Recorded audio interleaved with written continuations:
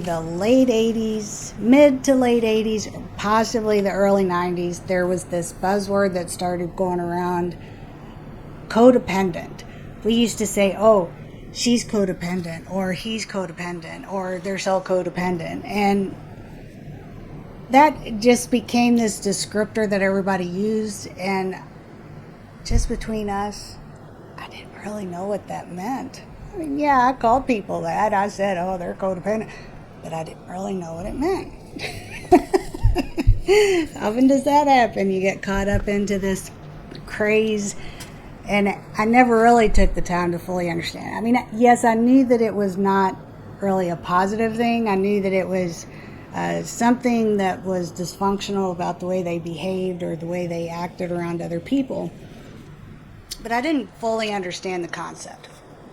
So in this week, we're talking about How to Do the Work by Dr. Nicole LePera. Recognize your patterns, heal from your past, and create yourself. Excellent, excellent read.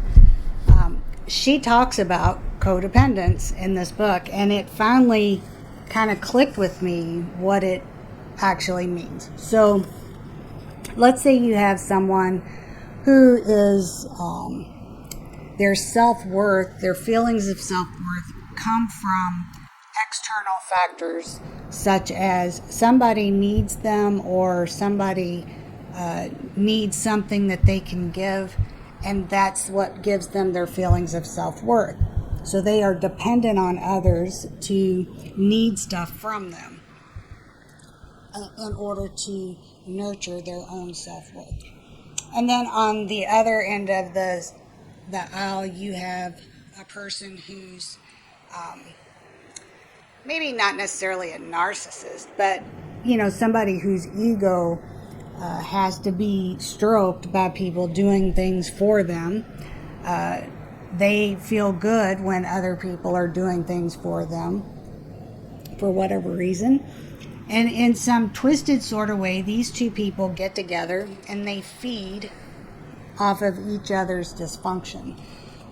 They feed, the one gives and gives and gives and does everything for the other, and that fuels their self-worth. The other person takes and takes and takes because that's what makes their ego feel good. And then so they get together and they're in this like tangled web of dysfunction. Now, if it works for them, who am I to say that's right or wrong? It's none of my business if that works for them. But here's where I think everyone has maybe a little bit of this in them, and here's when I think it actually becomes a true problem, as she's described it. So if you have these energies that match, you have these needs and wants in life, and you have expectations for your relationships, and somehow there's a match there when these two people get together. And it may seem magical for a while, and they may live happily ever after for a while. But it depends on, let's say it depends on maybe what the extent to which these issues are. And I keep thinking in my mind of drama. We have people in our lives who thrive on drama because they can't feel regular emotions. They can't feel just happiness and gratefulness and goodness in the moment, and so they have to create all this drama to stir up feelings of any kind in them. The thing is what happens after a while, though, when we start growing as a person. We grow, we age, we mature, we change. The challenge comes in when the energies no longer match. When one person, let's say, has always done these things for someone else, but through their growth and development, they don't want to do those things anymore. And the other person may not understand what's going on. The person at the center of this may not fully understand what's going on. There's just a friction or an anxiety or a stress level that begins appearing because you are growing and changing, and those things no longer work for you. There's no shade in this. There's no shade in that at all. But what we have to understand is by the time we realize that this may not be working for us, we may have already set a pattern of expectation for other people to know or to expect us to be doing those things. For example, cook dinner for the family every night, and your kids were raised with you cooking dinner for the family every night. And then one day they say, "What's for dinner?" And you snap and flip out and say, "Oh, am I the only one that cooks around here, blah, blah, blah. Why can't you take care of yourself?"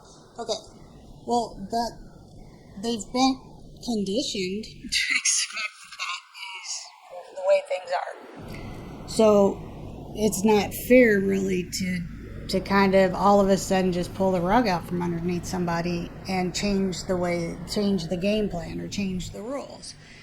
And I was listening to one thing I want to make sure I bring up. Mel Robbins was listening to a coaching session with her yesterday, and she is interviewing a lady for a podcast. I believe the lady's name, Sarah Jakes Roberts.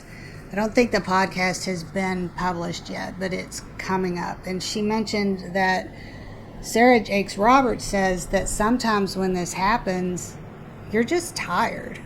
You're not necessarily needing to make radical changes in your life, but you are emotionally, physically, and spiritually tired. So that's why you are maybe snapping at people or whatever over things that have always just been this way. So the first thing, if you do, if you start fostering resentment toward people who have expectations of you that you have conditioned them is okay to expect, then if you notice that you are starting to feel friction or it's not working for you anymore, the first thing to do would be to rule out, tiredness and rule out a lack of energy, that you just need to refill your cup. But if you have, if that's not really the case and you want to make fundamental changes to the relationship and the expectations, that's perfectly acceptable. That's your prerogative, and that is a sign of growth and maturity, and there's nothing wrong with that. But I do think that when we have set these expectations or set them, allowed other people to form these expectations, it's important to remember we have the same power. I think Mel said this yesterday too. We have the same power to change these expectations as we did to create them. But in my opinion, we do owe the other people around us, we owe them a smooth transition. You have to do two things, and I think Sarah Jakes Roberts will be saying this on the podcast. The first thing you have to do is be very clear. You have to establish clearly and say, this is no longer working for me. I know I've always done it this way, but I'm tired, or I've always done it this way, but now you're grown up or things have changed, our circumstances has changed, and we should be, doing things a little differently. So you have to be clear about what it is exactly you want to change and initiate that conversation with the people around you to start establishing the baseline for some new expectations and new ways that you want to do things. And keep in mind that while your change and your mindset change, you may have naturally evolved over time. This is not anything new for you. You may have noticed that you've been feeling a little more irritated every time you have to do something, and you're starting to wonder why you always have to do it. But the other person has not had that luxury of leading up to this. So when you just snap at somebody and decide all of a sudden that it's a problem, it's kind of out of the blue for them. Or maybe they've noticed that you have changed your behavior a little bit, but they don't fully know what's wrong, or they don't really know what's coming. So I think that we owe these people, not necessarily saying that they were right for anything that they've said or done or fueled the situation in any way. We're not even really talking about them. We're talking about us. Whether we're not saying that they were right or given any kind of green card or go card for them passed on their behavior.